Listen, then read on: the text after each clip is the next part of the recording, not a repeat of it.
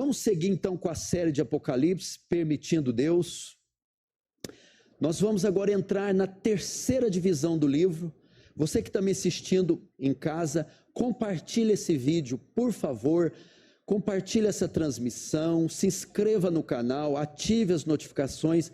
Isso vai nos ajudar muito. Faça com que o Brasil, o mundo todo assista essa série. Quando eu fizer a leitura do texto, você em casa aí vai compartilhando e se inscrevendo, por favor. Apocalipse capítulo 1, vamos fazer a leitura do verso 9 em diante. Eu, João, irmão vosso e companheiro na tribulação, no reino e na perseverança, em Jesus achei-me na ilha de Patmos, por causa da palavra de Deus e do testemunho de Jesus. Achei-me em espírito no dia do Senhor e ouvi por detrás de mim grande voz como de trombeta, dizendo: o que vês, escreve em um livro e manda a 7 igrejas: Éfeso, Esmirna, Pérgamo, Tiatira, Sardes, Filadélfia e Laodiceia. Voltei-me para ver quem falava comigo, e voltando vi 7 candeeiros de ouro, e no meio dos 7 candeeiros um semelhante a filho de homem, com vestes talares, e cingido à altura do peito com a cinta de ouro. Sua cabeça e cabelos eram brancos como a alva lã, como a neve, os olhos como chamas de fogo, os pés semelhantes ao bronze polido, como que refinado numa fornalha, a voz como voz de muitas águas. Tinha na mão direita 7 estrelas, e da boca saía-lhe uma espada afiada de 2 fios. Seu rosto brilhava como o sol na sua força. Quando vi, caí aos seus pés como morto. Porém ele pôs sobre mim a mão direita, dizendo: não temas, eu sou o primeiro e o último, aquele que vive.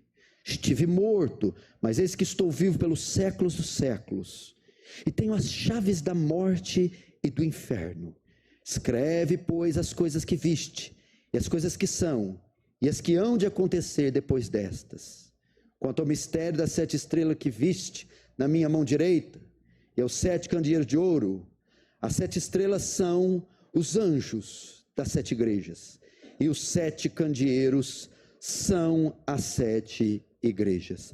Vamos fechar os olhos e vamos orar mais uma vez.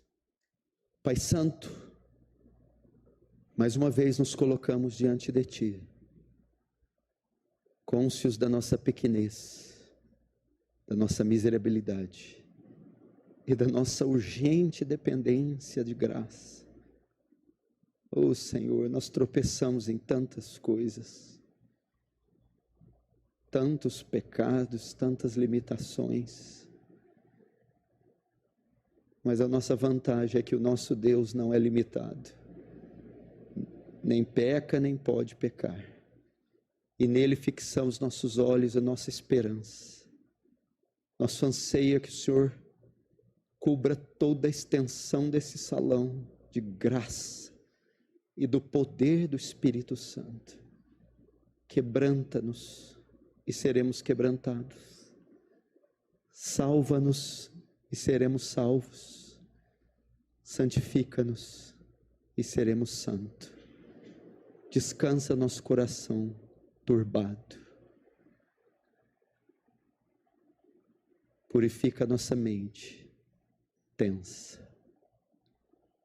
Que o Teu reino avance.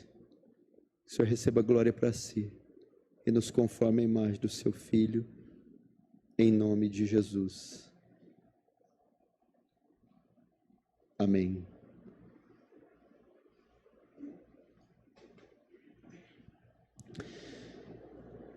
Queridos,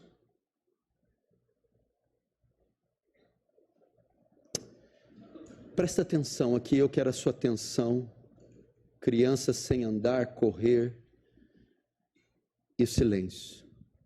Dando continuidade à série de estudos e disposições no livro de Apocalipse, hoje é a terceira mensagem da série. Nós entramos agora na última divisão do capítulo 1 de Apocalipse. O capítulo 1 de Apocalipse tem 3 divisões. Na primeira, nós tratamos da introdução do livro, se você se lembra. Na segunda divisão, nós tivemos uma mensagem de consolo para a igreja. E hoje nós entraremos na terceira e última divisão, encerrando o capítulo 1. Agora, no que consiste a terceira divisão do capítulo 1, que vai dos versos 9 ao verso 20? Essa terceira divisão fala do Cristo glorificado, do Cristo glorioso. Se você notar, preste atenção, até o verso 8, João está fazendo apenas uma introdução. O Apocalipse são visões que João tem e relata elas. Mas até o verso 8, ele está fazendo uma introdução. Ele ainda não viu nada. Ele ainda não teve nenhuma visão. Agora do verso 9 em diante, que é o que vamos tratar, ele começa a ter visões extraordinárias, as maiores de toda a Escritura. São uma série de visões, uma série de 7 visões João tem. Ele vai registrá-las naquilo que vai ficar conhecido como o livro de Apocalipse. E a primeira grande visão, a primeira série de visões, a primeira grande visão que ele tem é de Cristo, cheio de glória, cheio de poder, cheio de majestade. O Cristo que era até então conhecido, a última imagem, as últimas imagens, as últimas visões de Cristo eram do ano 30. O Cristo que era conhecido então foi aquele Cristo da cruz, condenado, com a coroa, cuspido, escarnecido, morto em fraqueza, em escárnio. Entretanto, não é esse Cristo que João vê agora. João vê um Cristo magnificado, glorificado, majestoso, coroado com muitas coroas. E nós vamos ver como isso se dá.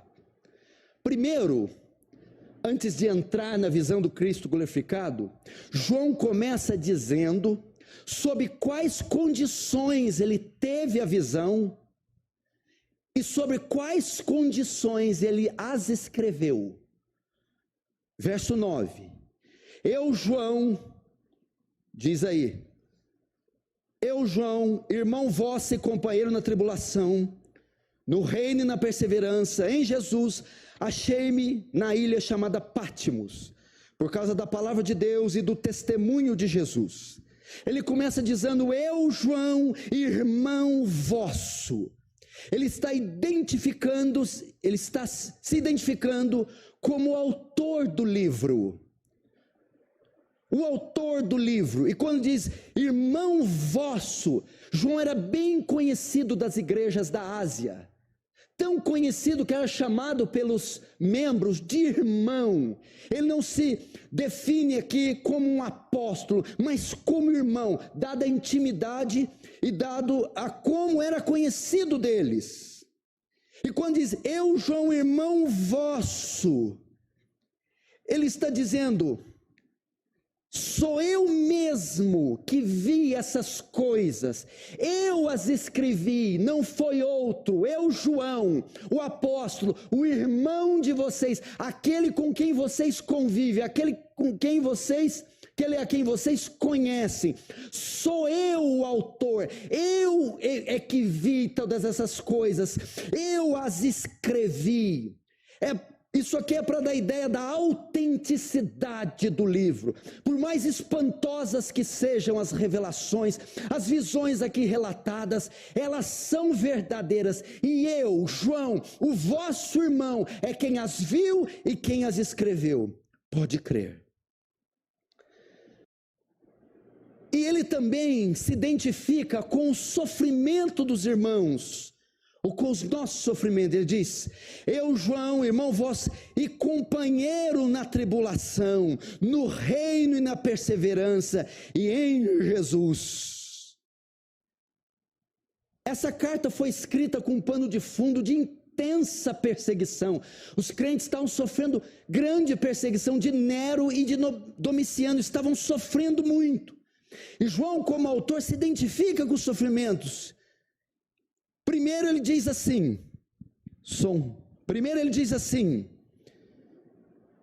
vocês fazem parte do reino comigo, companheiro de vocês no reino, vocês fazem parte do mesmo reino que eu, vocês estão inseridos no reino, na fé cristã. Segundo, por isso vocês passarão por tribulação, companheiro no reino e na tribulação. Fazer parte do reino é sinônimo de tribulação.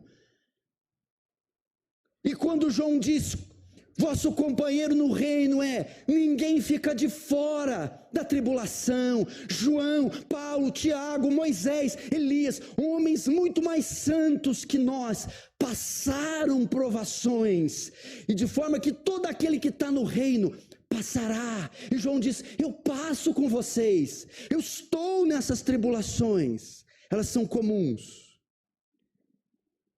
E diz, companheiro no reino, na tribulação e na perseverança.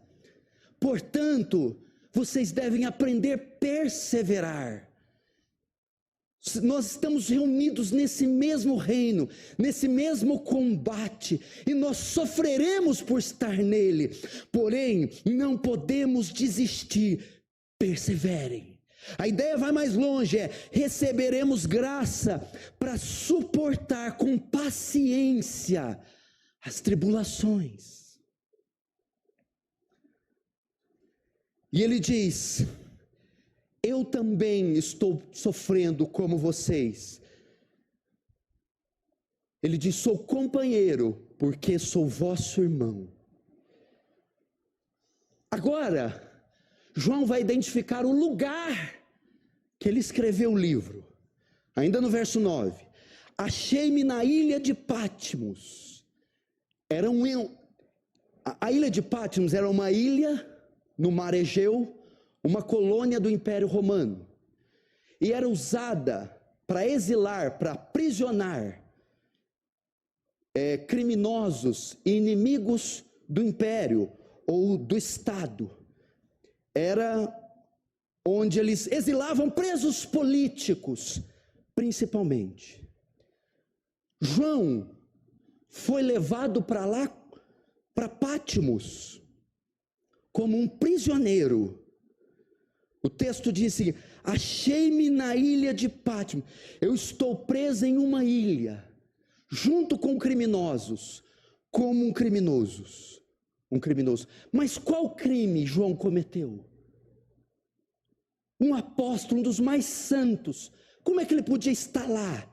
E ele mostra o crime aqui, achei-me na ilha de Patmos, 9, por causa da palavra de Deus e do testemunho de Jesus. Ele estava preso por causa da sua fé em Cristo. Ele estava preso por causa do seu testemunho de apóstolo.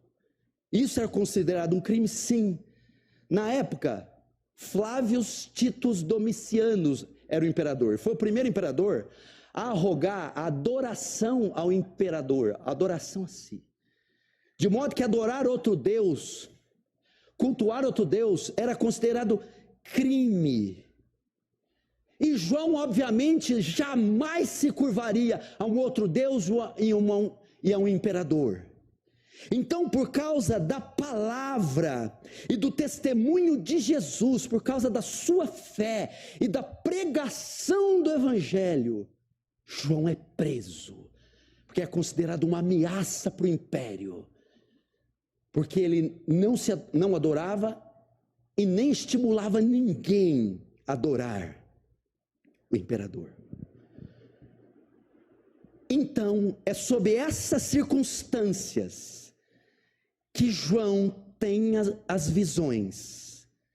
É sob essas circunstâncias, 90 anos de idade, preso e exilado em uma ilha, por causa do testemunho e da sua fé. É lá então que João começa a escrever. Agora ele começa a ter as visões. Agora ele começa a ter as visões que dão origem ao Apocalipse. Verso 10 diz assim: achei-me em espírito no dia do Senhor. No dia do Senhor aqui, a ideia era o domingo, e o domingo era o dia do Senhor da igreja. Esse dia do Senhor era uma designação para o dia de cultuar a Deus, o dia santo, o dia da adoração. Nesse dia, no dia do Senhor, onde eles estavam prontos para adorar e adorando o Senhor, é que João tem as visões. Era num domingo, no dia da adoração. Esse dia Deus escolhe para conceder-lhe as visões. E o verso 10, a parte A diz: achei-me em espírito. Nesse dia, ele estava no espírito. Que é isso? Tomado de um êxtase. Como Ezequiel, Deus transporta para o vale de ossos secos. Essa é a ideia, achei-me em espírito. Esse termo é usado para mostrar a origem das visões. Elas não são naturais, não são frutos dos pensamentos de João, não é imaginação. Ele está tomado em êxtase, são visões sobrenaturais. É o Espírito Santo que transporta João e mostra tudo que ele vai ver. Vamos agora para o início das visões. Como elas começam? A primeira visão, na verdade, não é uma visão, é uma voz. João começa não vendo, mas ouvindo uma voz dentro da visão. Veja só, verso 10 e 11. Achei-me espírito no dia do Senhor e ouvi por detrás de mim grande voz como voz de trombeta. Até aí, João está tomado em êxtase, olhe para mim. E de repente, ele ouve uma voz atrás dele. Mas não é qualquer voz. A voz de uma trombeta, ou a voz de um estrondo, como de um trovão. Provavelmente João se assustou com esse estrondo atrás dele. Que voz é essa? Que é isso que João está ouvindo? Essa é a voz de Deus. Isaías 30, 21 diz: uma voz atrás de você lhe dirá: este é o caminho. E ela é como voz de trovão. Salmo 29, 3 a 10. A voz do Senhor ecoa sobre as águas. A voz do Senhor é forte como um trovão. Então aquela voz de trovão vem atrás dele. E o verso 12 diz que João se vira para trás para ver de quem e de onde vinha essa voz. João ouve a voz de trovão e olha para trás para saber de quem era essa voz, da onde vinha essa voz, quem é que está falando com ele. E olha que engraçado, quando ele olha para trás para ver quem é que falava, ele não vê a pessoa que está falando. Ao invés disso, João olha e vê 7 candeeiros de ouro, 7 candelabros, a menorá, aquela conhecida dos judeus. É o que está no verso 12. Voltei-me para ver quem falava comigo, e voltando, vi 7 candeeiros de ouro. O que isso significa? Esse candeeiro é mencionado de forma mais destacada 3 vezes no Antigo Testamento. A primeira, no tabernáculo, entre o santo lugar, antes do santo dos santos, havia o santo lugar, e a menorá, o candelabro, os 7 candeeiros ficavam no santo lugar e eram acesos para iluminar a entrada até o Santo dos Santos. A segunda menção é no Templo de Salomão, que é uma réplica fixa do tabernáculo. E a divisão do santo lugar para o Santo dos Santos, também era colocado um candeeiro que iluminava a entrada. E a terceira vez é a visão de Zacarias, no livro de Zacarias, dos 7 candeeiros, trazendo iluminação. Agora, o que isso significa? Quando João olha e vê esses 7 candeeiros, qual é o sentido disso? O verso 20 responde isso. Quanto ao mistério das 7 estrelas que viste, as 7 estrelas são 7 anjos e os 7 candeeiros são as 7 igrejas. João olha e ele está vendo 7 igrejas: Esmirna, Pérgamo, Tiatira, Sardes, Laodiceia, Éfeso.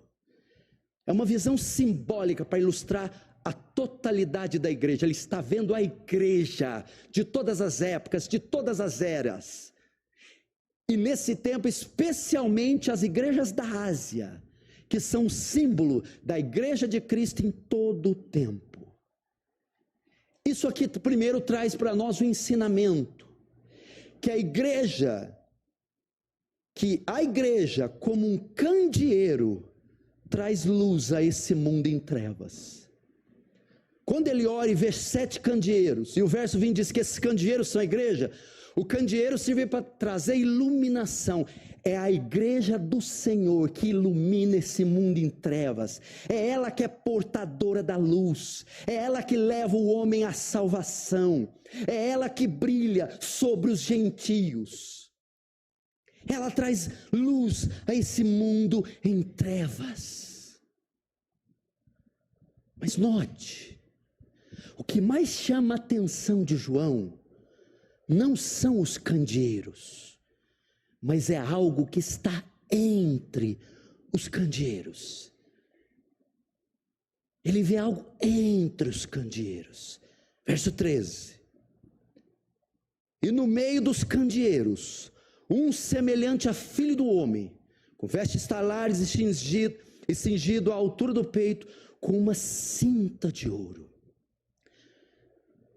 João diz que no meio dos candeeiros, no meio das igrejas, ele vê um semelhante ao filho do homem.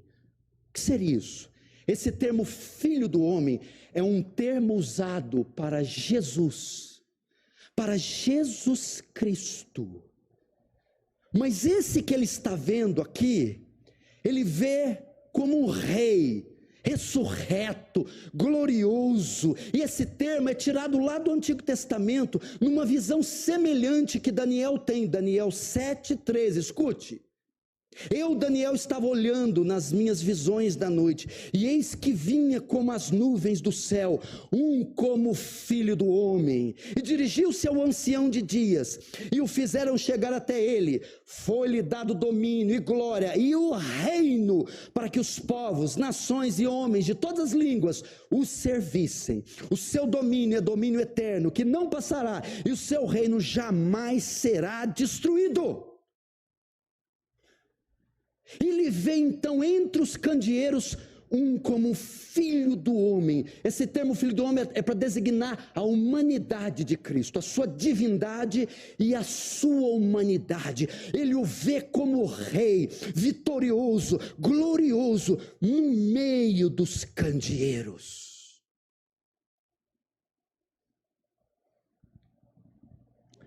João está perplexo com aquela visão. Então veja só, ele olha para trás, não vê da onde saiu a voz, quem falava, mas vê os candeeiros. Os candeeiros são a igreja. E ele vê o Filho do Homem. Agora o impressionante é aonde João vê o Senhor Jesus Cristo. Ele vê no meio dos candeeiros, entre as igrejas. Aqui eu aprendo 3 lições. Escute e preste atenção. A primeira, por que João vê a igreja primeiro e depois Cristo? Por que João não vê Cristo e depois a igreja? Porque só se pode ver a Cristo nessa terra através da sua igreja. Só se pode encontrar Cristo através da sua igreja. Essa conversa que ter Cristo sem a igreja é mentira. Cristo só pode ser encontrado na sua igreja, entre o seu povo. É lá que ele está, é lá que ele pode ser achado, é lá que ele se encontra. Segundo, que eu aprendo aqui, é somente por isso que a igreja brilha. Quando eu disse que a igreja é os 7 candeeiros que traz luz para o mundo, você falou, a igreja é a luz do mundo? Não. A igreja é o receptáculo, o instrumento, mas ela não tem luz própria. Ela só pode brilhar porque a luz que brilha no mundo está nela. Por isso ela dá luz para as nações, ilumina as nações em trevas, porque Cristo, luz do mundo, está entre ela. Ela é só o candeeiro, a armação, mas a chama que sai dela é Cristo, é de Cristo e vem dele. Como está no verso 16, veja, tinha na mão direita 7 estrelas. 7 estrelas é uma designação também para 7 igrejas, ou para os 7 anjos. Significa o quê? Ele quem sustenta a igreja, ele quem dá chama, quem dá iluminação para a igreja. Terceira lição que eu aprendo aqui. A primeira, só se encontra Cristo através da igreja. A segunda, é por isso que a igreja brilha, porque Cristo está nela e ele é a sua luz. A terceira, escute, Cristo está presente entre nós. Cristo não está longe, Cristo está perto, Cristo caminha entre nós. Cristo não está em um lugar longínquo, Cristo está aqui, hoje, agora, meu irmão. Cristo está entre nós, Cristo está presente hoje, assiste nesse culto hoje, caminha nesses corredores hoje, é aqui que Ele está. João não viu Cristo em um planeta, em uma galáxia, em um cosmos, em uma atmosfera angelical. João viu Cristo na igreja, entre o seu povo, entronizado, arraigado, firmado com Ele. Não temas, você não está sozinho, não estamos aqui lançando palavras ao ar, cantos ao vento. Cristo está conosco, Cristo assiste o teu povo, Cristo está perto, está entre nós, caminha entre nós, está aqui hoje, está aqui agora.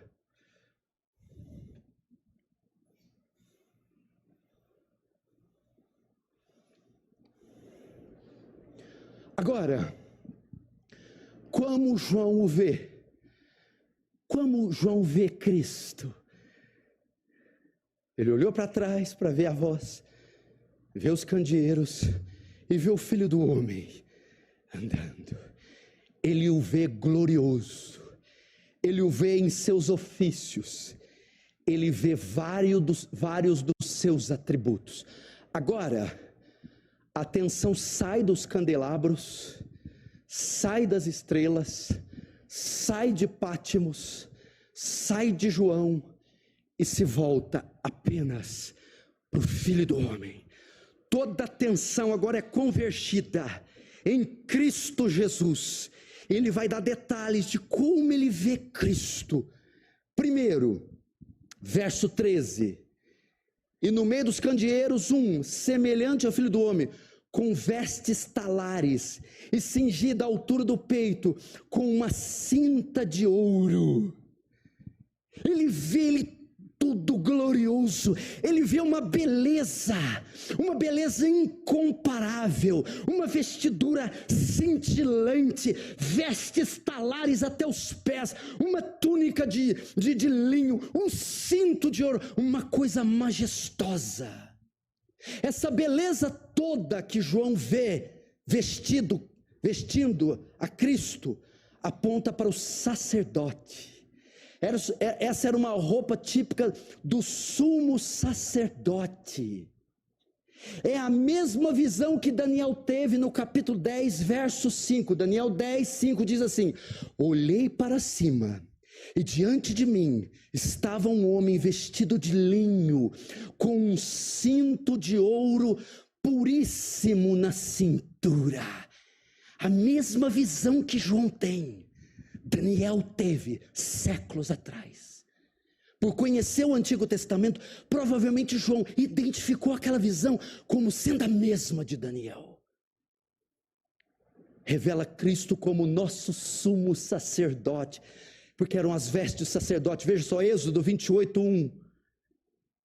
Farão vestes sagradas para Arão, teu irmão, e para seus filhos, para me oficiarem como sacerdotes. Tinha que ter roupas. Agora o verso 5. As vestes, pois, que farão são essas: um peitoral, uma estola sacerdotal, uma sobrepeliz, uma túnica bordada, mitra e cinto. Tomarão ouro, estofa azul, púrpura e carmesim, e linho fino. As mesmas vestes que estão em Jesus.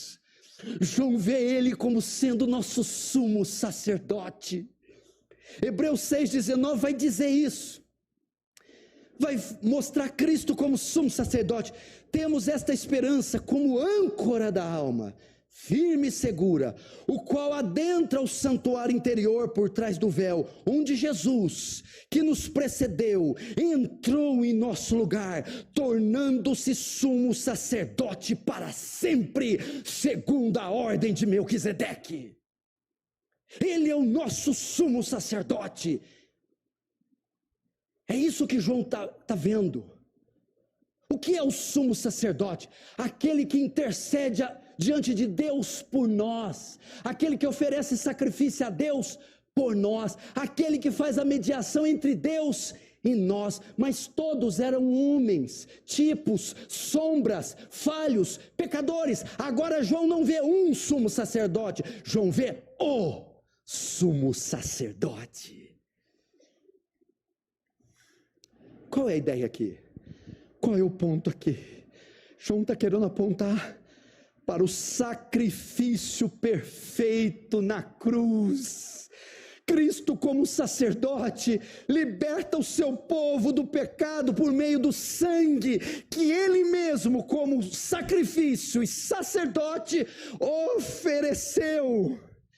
É o sacrifício perfeito, meu irmão. Aquele sacerdote sem pecado, que vem e oferece o seu sangue, sua vida como sacrifício por nós mesmos. Único, último e definitivo. Hebreus 4,14 diz: porque nós não temos um sumo sacerdote que não possa se compadecer das nossas fraquezas, mas um que em tudo foi tentado à nossa semelhança, porém sem pecado. É por causa dele que estamos aqui. É por causa do sacrifício que ele mesmo ofereceu. Ele ofereceu de uma vez todas.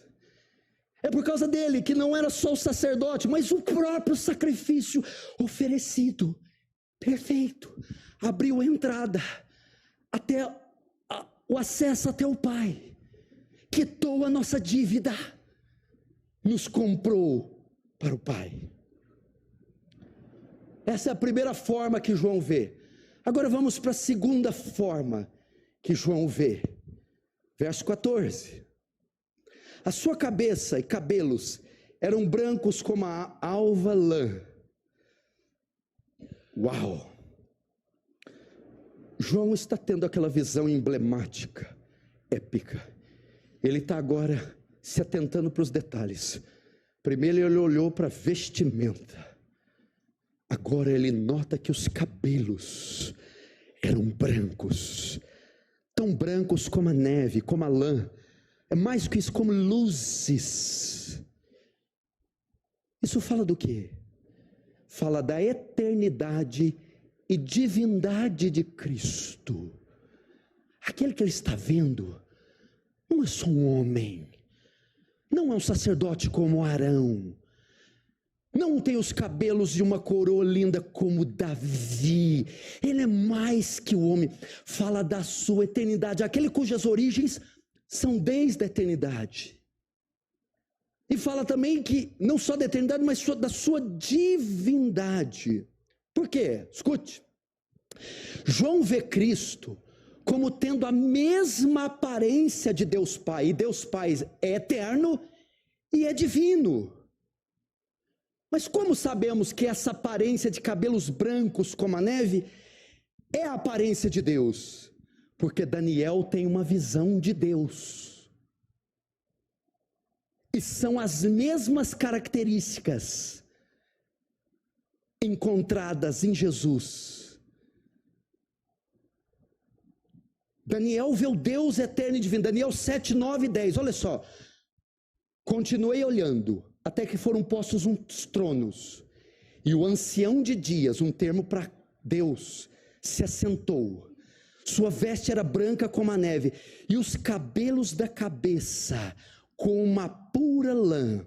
O seu trono eram chamas de fogo, e as suas rodas eram fogo ardente, e um rio de fogo manava e saía diante dele. Daniel está vendo o trono, e Deus assentado na figura de um homem com cabelos brancos. João vê Cristo com a mesma aparência de Deus. João está dizendo, esse não é outro, senão Deus. Deus. São características do Deus divino e eterno. E João testifica disso em João capítulo 1, verso 1. No princípio era o verbo, e o verbo estava com Deus, e o verbo era Deus.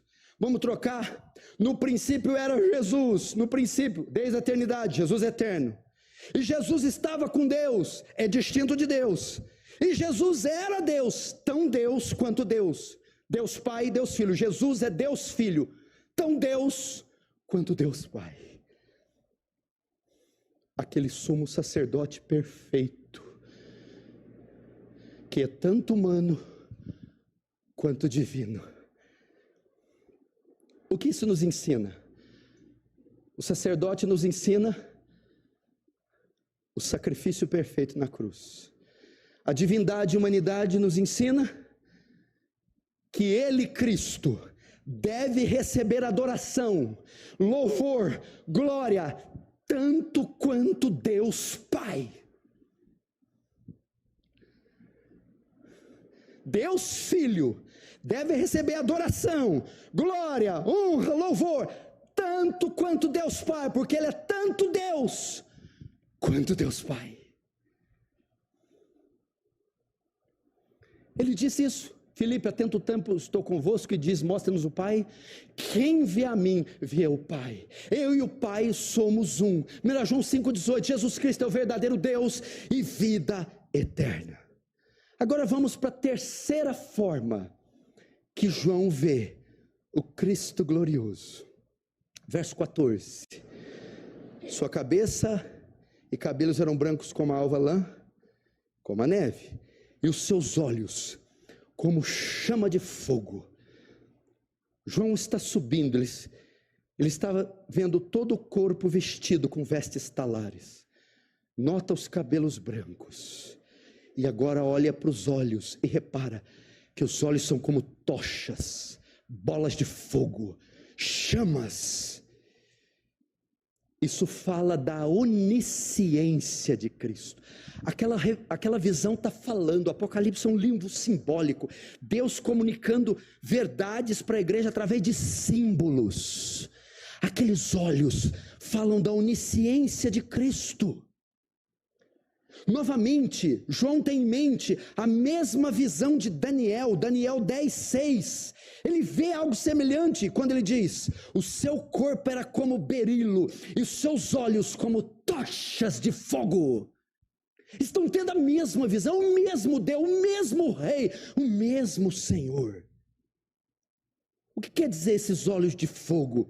São olhos que vêm além dos olhos humanos, são olhos perscrutadores, olhos que sondam juntas e medulas, olhos que veem pensamentos, intenções, corações, olhos oniscientem, olhos que veem e mente que sabe tudo o que acontece em todo tempo. Esse Deus que nós servimos é onisciente. Apocalipse 2, 18, 23, mostra esses olhos de fogo sondando a igreja. Veja, o anjo da igreja em Tiatira escreve estas coisas, diz: o Filho de Deus, que tem olhos como chama de fogo. E para que ele serve? Verso 23, eu sou aquele que sonda mentes e corações, e vos darei a cada um segundo as vossas obras. Olhos perscrutadores, olhos que vêm além das paredes, olhos que conhecem intenções, íntimos e corações. A onisciência de Cristo. Agora, o que isso significa? Qual a aplicação prática? Significa poder para julgar, com conhecimento pleno e perfeito, a alma dos homens. Cristo tem poder para julgar com conhecimento pleno e perfeito o coração, o ser, a alma dos homens.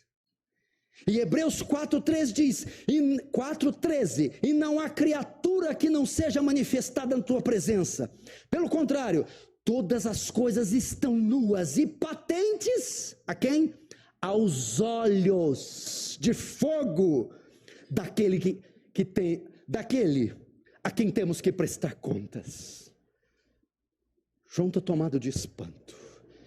Ele está vendo um ser divino e eterno, um sacerdote perfeito, e aquele que julga com onisciência, que sabe e vê todas as coisas. Agora vamos para a quarta forma que João o vê. Agora João desce, ele estava olhando os olhos, a roupa, a cabeça.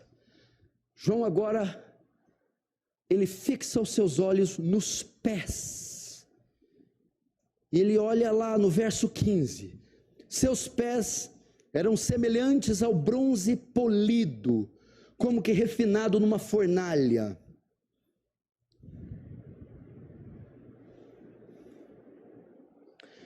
João agora vê Cristo como um juiz. Que eram pés de bronze, pés prontos para esmagar. Esmagar o quê?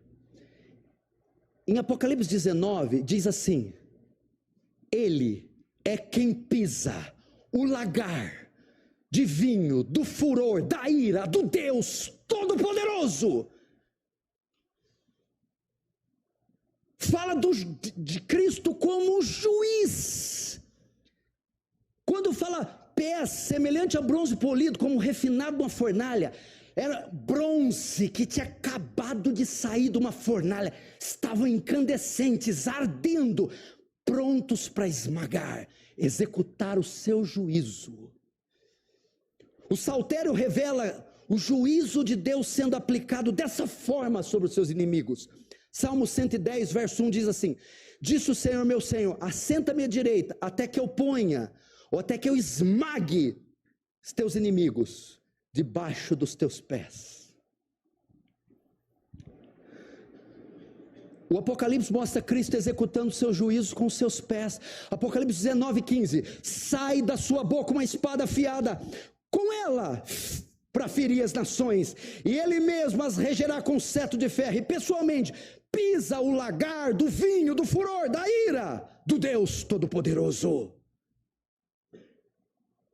Cristo como juiz aquele que executa os seus juízos através desses pés incandescentes que esmagam nações, ímpios, os blasfemos, os soberbos. João vê esse Cristo terrível. O que isso significa? O que isso traz para nós? Preste atenção. Significa que ninguém ficará impune. Ninguém passará ileso por esse julgamento. Ninguém. Todos darão contas diante dele do julgamento. Ninguém. Eclesiastes 12:14 diz: porque Deus há de trazer a juízo todas as obras, até as que estão escondidas, quer sejam boas, quer sejam más. João vê Cristo como juiz.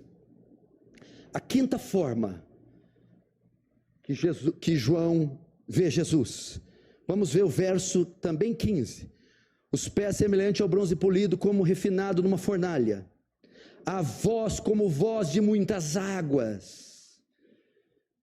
E 16 também, tinha na mão direita 7 estrelas, e da sua boca saía-lhe uma espada afiada de 2 gumes.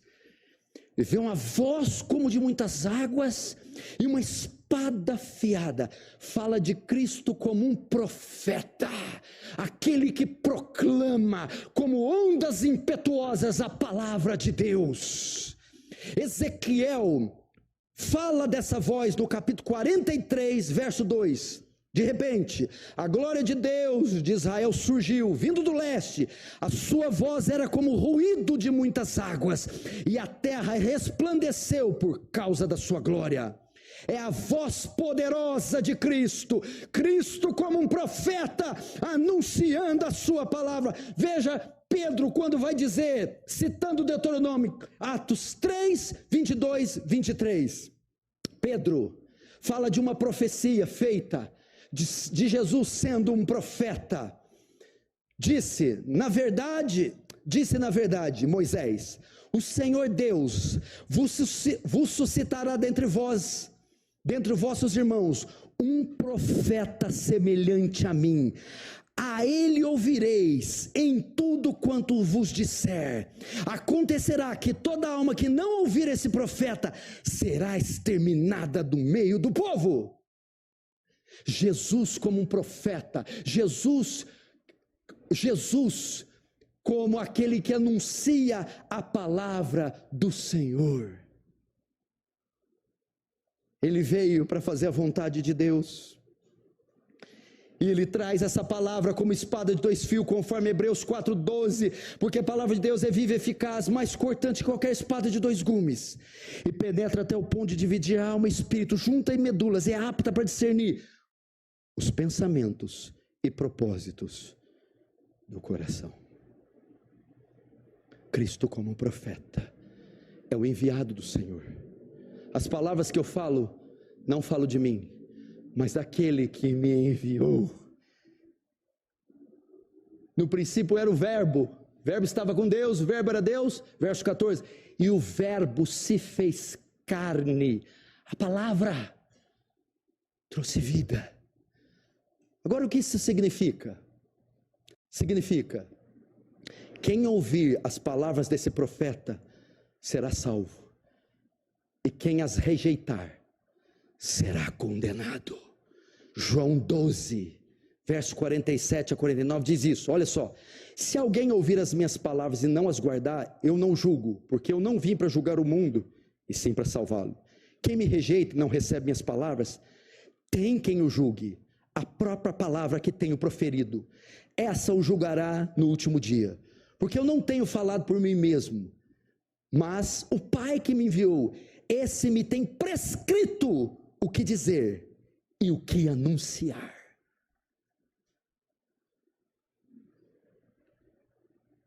Não foi Maomé que veio em nome de Deus, Buda, Confúcio, Hare Krishna, qualquer outro santo. Esse é o verdadeiro profeta que anuncia a palavra de Deus. Sexta forma, vamos ver. Verso 16. Parte C. O seu rosto brilhava como o sol na sua força. Agora João tira a atenção dos pés. Imagine essa visão que ele está detalhando. Está vendo os cabelos, o corpo vestido com vestes talares, os olhos como chamas de fogo, uma voz como de trovão, peça, ardendo em chamas. E agora ele volta novamente. E ele vai olhar a parte mais enigmática da visão, a que mais identifica o ser. Não é assim? Não tem hoje no celular reconhecimento facial? A identidade não vem com a foto da face, é a face que mais identifica o indivíduo. João agora fixa toda a sua atenção no ponto mais importante da visão, a face, o rosto daquele ser espantoso, magnífico. Ele já está estupefato, estarrecido, ele está todo excitado com a visão, mas agora ele vai ver o rosto. E ele vê algo muito intrigante. O seu rosto brilhava como o sol na sua força. Há dias que eu estou voltando de viagem, principalmente São Paulo, dependendo do horário, estou na Anhanguera, na Bandeirantes, e ali 9, 10 da manhã, o sol está numa parte do horizonte que vai direto ao carro. Esses últimos dias eu estava vindo, e o sol estava tão forte que eu não enxergava nada na minha frente. Eu tive que parar, encostar o carro e colocar óculos de sol, e mesmo assim eu não consegui ver direito. Isso era 10, 11 horas da manhã. João diz assim, que o rosto dele brilhava como o sol na sua força, o meio-dia. O que é isso? É algo que não se pode ver. Se você tentar olhar para o sol meio-dia, ele queima seus olhos. Você não pode contemplar. Ele tem tanto brilho, tanta força, tanta luz radia, que ele queima. Você tem que fechar os olhos. Você não pode contemplar. É impossível ver, é impossível mensurar aquele brilho. E foi assim que João olhou para o rosto dele. Brilhava como um relâmpago, como um sol do meio-dia. Que isso? Agora João vê a glória de Cristo. Só aponta para a sua glória. Novamente ele tem a mesma visão de Daniel, Daniel capítulo 10, versos 5 e 6. Levantei os olhos e olhei, eis um homem vestido de linho, cujos ombros estavam cingidos de ouro puro de ufaz. O seu corpo era como de berilo, o seu rosto como de um relâmpago. É a mesma visão. Quem já contemplou um relâmpago? É um flash estrondoso. João já tinha um pouco a ideia disso, porque em Mateus 17:2, Jesus se transfigurou e recebeu parte dessa glória, e foi transfigurado diante deles, e o seu rosto resplandecia como o sol, e as suas vestes tornaram brancas como a luz. Jesus se iluminou de uma forma espantosa no Monte da Transfiguração. Irmãos, Cristo é maior que podemos imaginar. Cristo não é nosso amiguinho. Cristo é dotado de uma glória, e vimos a sua glória como glória do unigênito do Pai. Senhor, glorifica-me com aquela glória que eu tinha antes da fundação do mundo. É a mesma glória que repousa em Deus Pai, está em Deus Filho. É a formosura, é a beleza, é a grandeza, é a majestade, a magnificência de Cristo.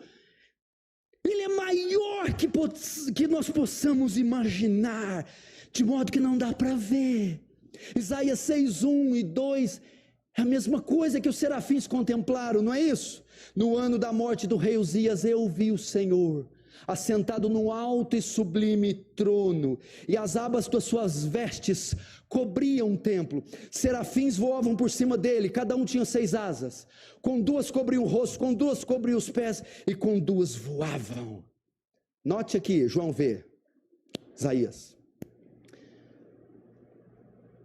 Ele vê o trono, ele vê Deus, e ele vê serafins, é uma categoria de anjos, voando. Esses serafins tinham 6 asas, 3 pares de asas. O que eles faziam? 2 usava para voar, 2 cobriam os pés, e eles voavam 2 cobrindo o rosto. Por quê? Porque naquele trono, a mesma glória, o mesmo raio, o mesmo sol que João contemplou, que não podia ver, os serafins contemplavam naquele trono, e para que não morressem, tinham que cobrir o rosto. É isso que João está vendo, a glória de Cristo. O que isso significa, irmãos? Presta atenção, que Ele não é como nós. Ele não é como nós. Salmo 50, 21. Ficarei eu calado diante de tudo que vocês têm feito? Você pensava que eu era como você? Que eu era como tu? Isso é para mostrar. Ele não é como nós. Ele excede muito em glória todos nós. Estou terminando, não fique nervoso, pois não vai adiantar. William Hendrickson resume toda a visão de Cristo da seguinte forma, escute. Note que o Filho de Homem aqui é retratado como que vestido de poder e majestade, e de reverência e terror.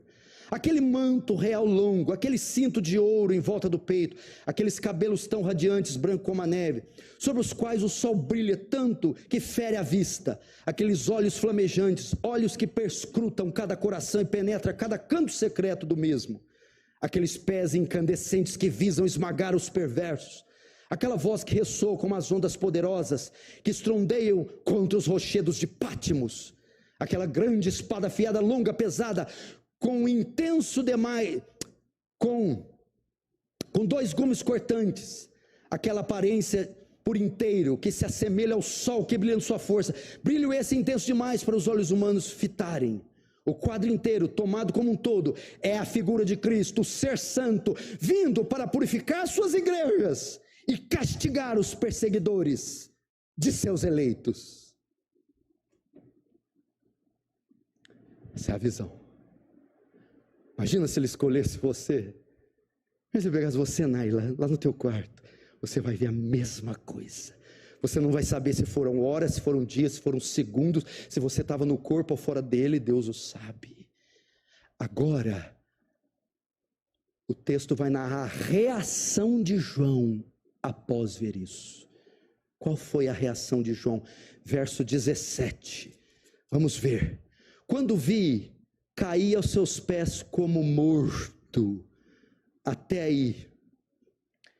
Quando João viu, contemplou toda aquela visão, ele caiu como morto, ele foi tomado de espanto, assombro, perplexidade, ele desmaiou.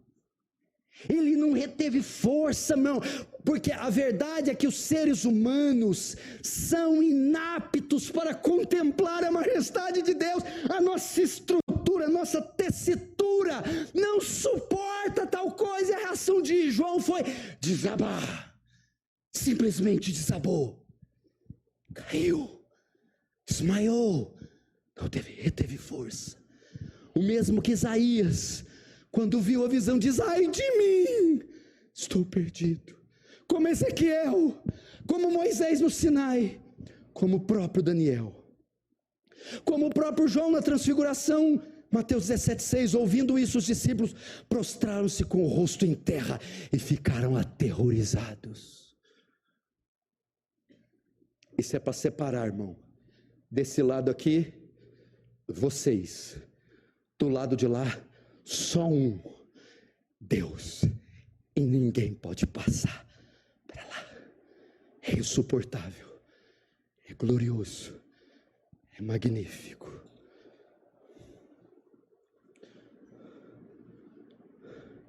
Agora, Cristo, diante da reação de João, vai falar pela primeira vez no livro.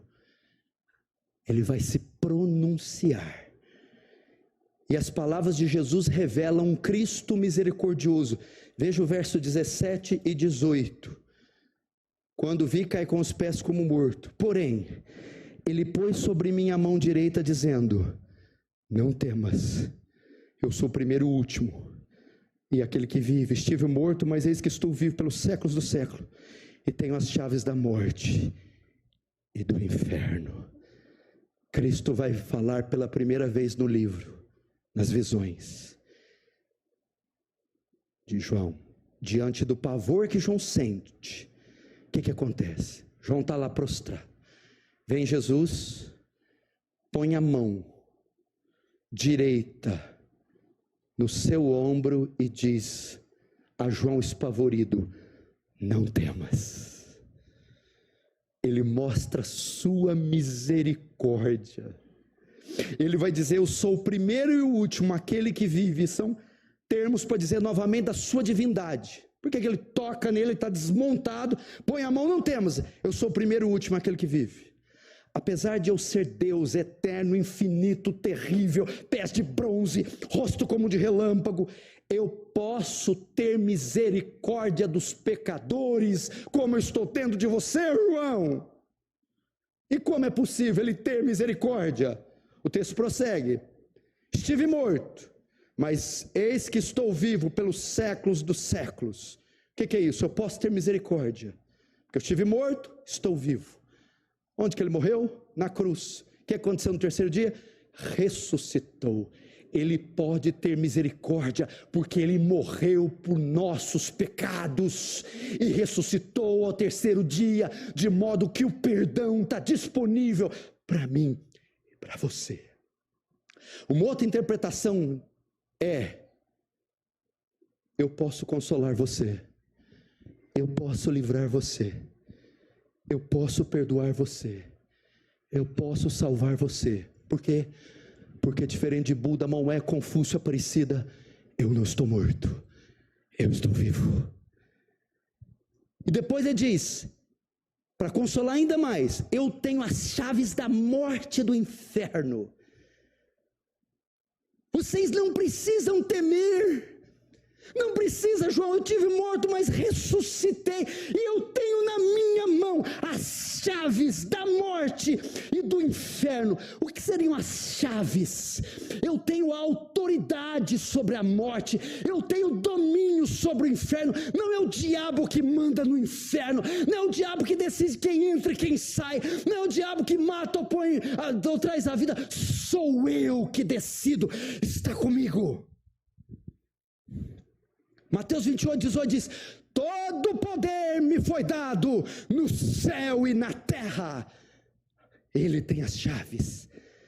O que quer dizer morte e inferno? Morte, o estado; inferno, um lugar. Tanto poder sobre o estado e sobre o lugar estão sobre mim, estão comigo. A sua condição de morto ou vivo, eu determino. E para onde você vai, céu ou inferno, sou eu que determino. Por isso, não temas. Não temas. Não temas, ó pequeno rebanho, foi do agrado do Pai te entregar o reino. Não temas. Você tem medo do diabo? Mas como? O diabo não tem a chave da casa. A chave é de Deus. O diabo não determina. Foi expulso o acusador dos nossos irmãos. Foi expulso o acusador. O Senhor venceu e despojou principados e potestades e o expôs ao ridículo. O que é isso? Um general combate outro general na guerra. O general romano vence o general grego. Aí o que acontece?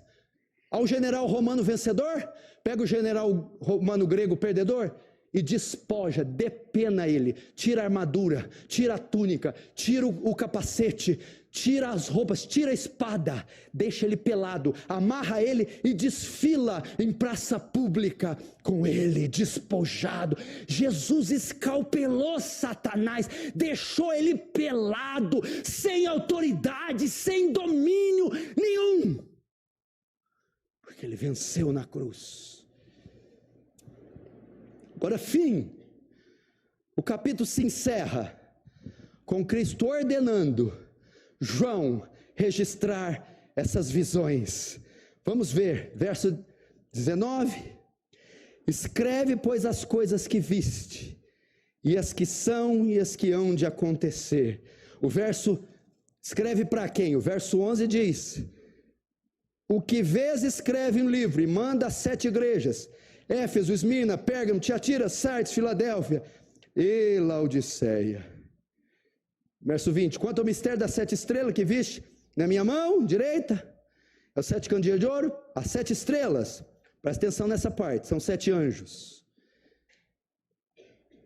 São os anjos das 7 igrejas. E os 7 candeeiros são as 7 igrejas. João encerra o capítulo 1 ordenando. Cristo encerra o capítulo 1 ordenando João registrar. Ele diz assim: escreve. Escrever o quê? Registra tudo que você viu. O que João viu? Foram coisas do passado, da igreja primitiva, da época de Jesus. Foi do presente, da época de João, ou foram do futuro, da volta escatológica? Ele viu coisas do presente, passado e futuro. Escreve as coisas que viste, as que são e as que hão de acontecer, passado, presente, futuro.